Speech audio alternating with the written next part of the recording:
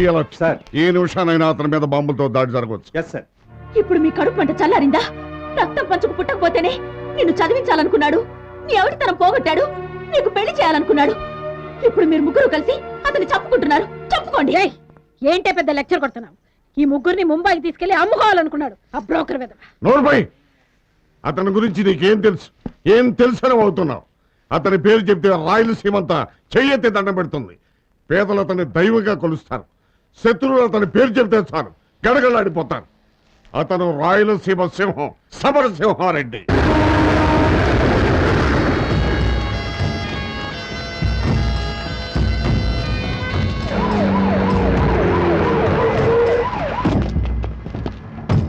Come on quick. Chennai నుండి ముంబై మెయిల్లో బయలుదేరిన తన కొడుకు స్వాగతం పలకడానికి నరసింహారెడ్డి తన అంచెలతో వస్తున్నాడు. అదే ట్రైన్లో తన కూతురు ఎక్కించి బొంబాయి మీదుగా లండన్ పంపడానికి వీరరాఘవరెడ్డి తన అంచెలతో వస్తున్నాడు. 2 గ్రూపులు ఎదురుపెట్టే 10 మంది కానిస్టేబుల్తోనే వెళ్తున్నాడు. వీరరాఘవరెడ్డిని మాత్రం లోపలికి వెళ్ళడానికి వెళ్ళలేదు. అవసరమైతే అరగంట ట్రైన్ ఆపుతామని చెప్పు. ఆ ముఠా ఆ గేట్ కూడా బయటకు వెళ్ళిపోగానే ఈ ముఠాని ఈ గేట్ కూడా లోపలికి వెళ్తాడు.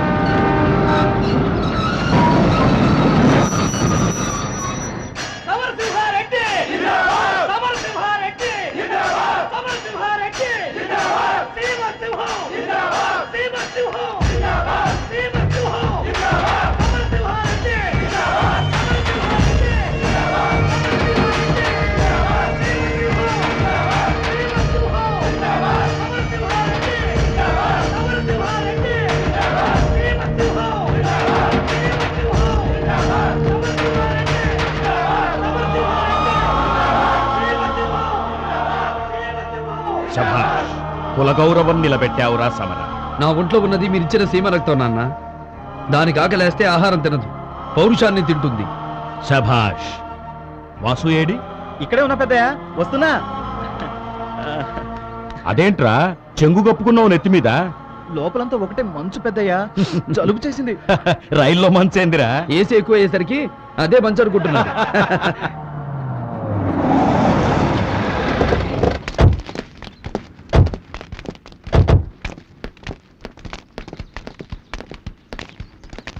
సార్ ఒక 5 నిమిషాలు ఆగాలి. ఏమి దుర్ముహూర్తమా? కాదు సార్, లోపల నరసింహారెడ్డి గారు ఉన్నారు. ఉంటే వాళ్ళు వెళ్లే వరకు మిమ్మల్ని వదలొద్దన్నారు సార్ ఎస్పీ గారు. నెత్తి మీద టోపీ కనుక లేకుంటే తల పట్టాల మీద పడి ఉండేది. మేం ప్లాట్ఫారం మీదకి రాకముందు వాళ్లను తోకలు ముడుచుకొని వెనక్ గేట్ నుంచి వెళ్ళిపోమని చెప్పు. సార్ వాళ్ళు నా మాట వింటలేదు. ఆగండి సార్, మీరు కొంచెం వెనకట్టు కూడా బయటకు వెళ్ళాలి. ఎందుకు? వీరరాఘవరెడ్డి కూతుర్ని ట్రైన్ ఎక్కించడానికి ఇట్టే వస్తున్నాడు. అయితే మీ ఇద్దరు ఎదురు పడితే తలకాయలు లేచిపోతాయి. మేము వెళ్ళిపోయాక అవసరమైతే మీ కానిస్టేబుల్స్ తో లెక్క పెట్టించుకో. సార్ మీకు దండం పెడతాను. నా కొడుకు ఆ వీరరాఘవరెడ్డి మీద కేసు గెలిచి ఢిల్లీ లెవెల్లో మా పేర్లు పెట్టి ఇక్కడికి తిరిగి వస్తుంటే తొట్టితోకుండా వెళ్ళమంటావా? తప్పుకో. ఆగండి బాబు సమరసింహారెడ్డి గారు, మీరు చదువుకున్నవాడు. అనవసరంగా ఈ రక్తపాతం ఎందుకు చెప్పండి. మీరైనా ఆ గేటు గుండా బయటకు వెళ్ళడానికి మీ నాన్నగారిని ఒప్పించండి. ప్లీజ్. నాన్న అటు వెళదాం పదండి. సమరా, మనం అటు వెళితే వాడు మీసం తిప్పుతాడ్రా. రొయ్య మీసాలు ఎంత తిప్పితే ఏం లాభం నాన్న? మనకెదురొస్తే వీధిలోనే కాదు కోర్టులో కూడా తొక్కేస్తామని నిరూపించుకున్నాం. పైగా మనం గెలిచిన ఆనందంలో ఉన్నాం, వాళ్ళు ఓడిన బాధతో ఉన్నారు. ఈ తృప్తినైనా వాళ్లకు మిగులుద్దాం.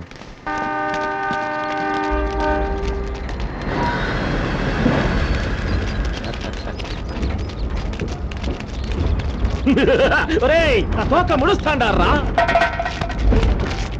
వాడు అరుస్తున్నాడు రా. కుక్క మురిగిందనుకో. నీ చేతిలో దండెందుకురా? నా కాళ్ళ మీద పడై. వాడి కొడుకు అరుస్తున్నాడు రా. కుక్క పిల్ల మురిగిందనుకో. దమ్ముంటే ఇట్రండిరా. దమ్మా యానాడైనా అమ్మ రొమ్ము పాలు తాగినాడా వాడు? పిరికి పంత పారిపోతాడు. సమరసింహారెడ్డి, ఢిల్లీలో కాదు సీమ సందుల్లోకి రారా, చూసుకుందాం నీ ప్రతాపము నా ప్రతాపము.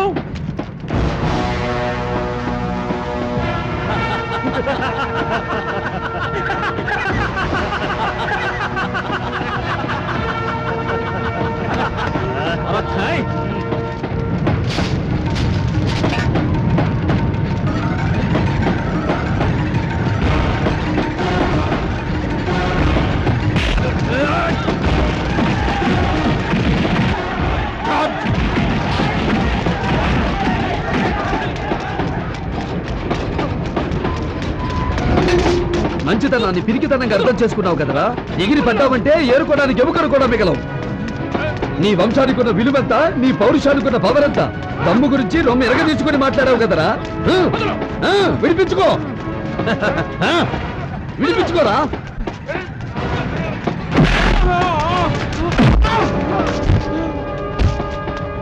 నిన్ను నరకడం నిమిషం పని.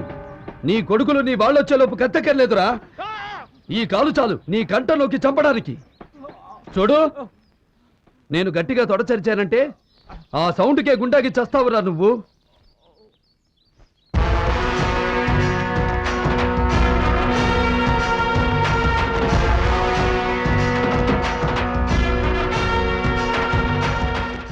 సమర్పయామి, అర్ఘ్యం సమర్పయామి, వాద్యం సమర్పయామి. ఓం మాంగళ్యం తంతునానేన మమ జీవన హేతునా కంటే మధురామధుమమే జీవజరదాం శతం మాంగళ్యధారణ మహోత్సవ మహోత్సవ అస్తో శతమానం భవతి శతాయుః పురుషేంద్రియ ఆయుష్యేవేంద్రియే ప్రతిష్టతి. వెళ్ళి పెద్దల ఆశీర్వాదం తీసుకోండి.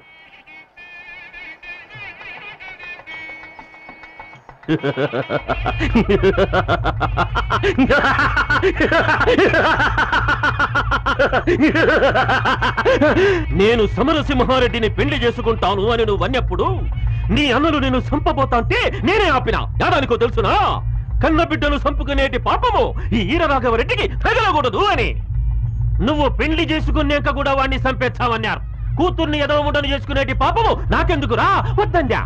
మరి పగెట్లా తీర్చుకోవాలని ఆయన అన్నారు. 3 ముళ్ళు పడినాక అది మనింటి ఆడబడుచు కాదురా, ఆ నరసింహారెడ్డి ఇంటి కోడలైతాది. పెళ్లి కాంగనే దాన్ని ముక్కలు ముక్కలుగా నరికి పారేస్తే సమరసింహారెడ్డి పెండ్లాన్ని చంపినట్లయితాది, మన వంశ గౌరవం నిలబెట్టినట్లయితాది అని మాటిచ్చిన ఆ మాట ఇప్పుడు నిలబెట్టుకుంటాడా?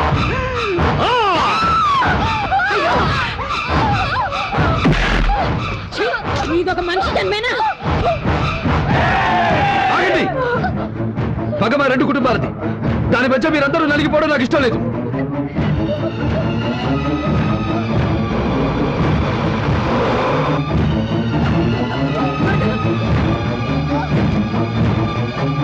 వెళ్ళండి వెళ్ళండి.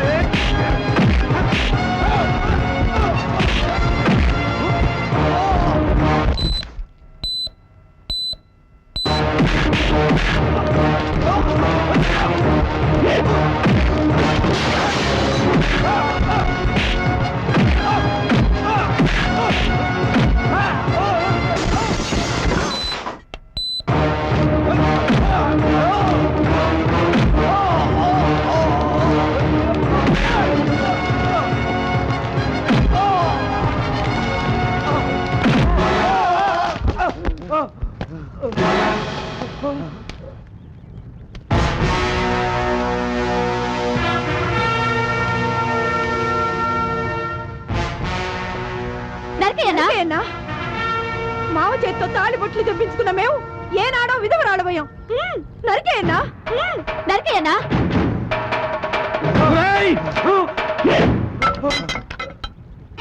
రేయ్, నా కొడుకుల ముండ మోసినారా? రండి, ఎవడైనా సరే ఆ సమరసింహారెడ్డి తల నరికి నా కళ్ళ మీద పడేస్తే వానికి నా 5,000 ఎకరాలు రచించా. నరుడి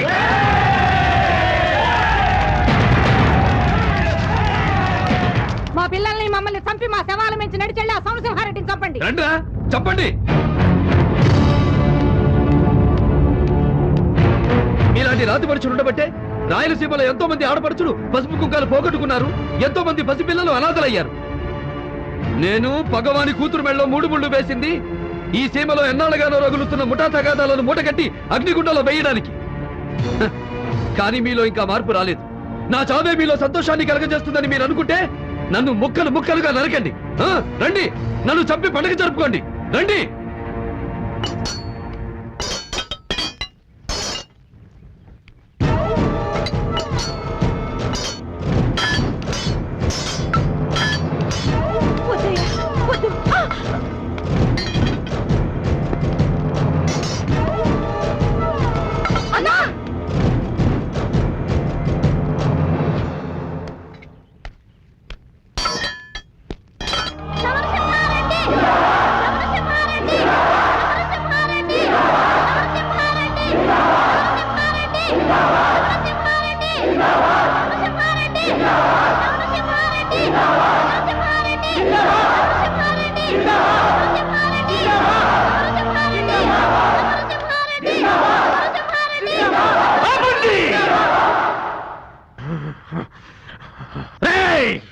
ఈ మార్పు మీ తరానికి బాగుంటాదేమో గాని మా తరం మాత్రం దీన్ని తట్టుకోలేదురా.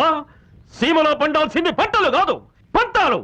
ఈ రాయలసీమలో పుట్టి పగోన్ని మట్టి గిరిపించలేనోడు బతికినోడైనా సచ్చినాలతో సమానము. ఇన్ని దినాలు ఈ అవిటి బతుకు యాదానికి బతికినాలో తెలుసునా? నీ సావు నా కళ్ళారా చూసేదానికి. నా చెవులు నీ కొట్టే జయ జయధ్వానాలు వినకూడదురా. నేను శేషాన్ని అయిపోవాలా. నా కళ్ళు నీ విజయాన్ని చూడకూడదురా. అయి ముసుకుపోవాలా.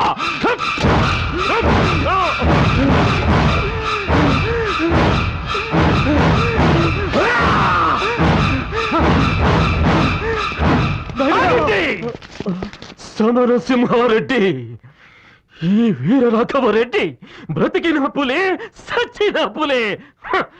నా శవం కాలేటప్పుడు నా కట్టె గుడుక పగ పగ అంటది. ఆ పగ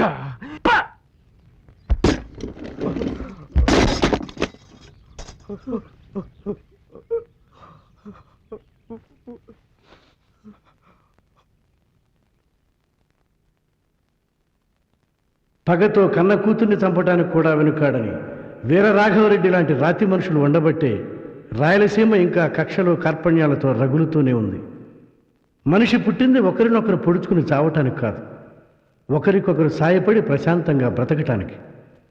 ప్రతి మనిషి సమరసింహారెడ్డిలా మారి రాయలసీమని శాంతిసీమగా మారుస్తారని ఆశిస్తున్నాం.